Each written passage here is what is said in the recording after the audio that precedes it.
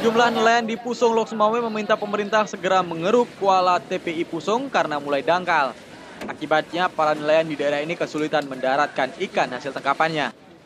Untuk saat ini, setiap kapal nelayan berkapasitas 30 ton harus ditarik oleh kapal nelayan lain saat memasuki tempat pendaratan ikan Pusong.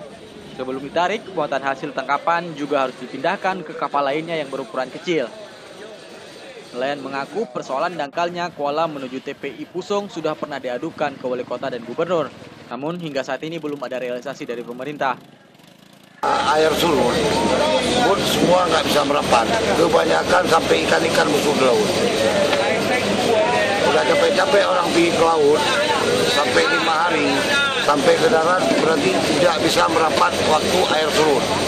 Selain itu, para nelayan mengaku mengalami kerugian karena ikan membusuk akibat kelamaan membongkar.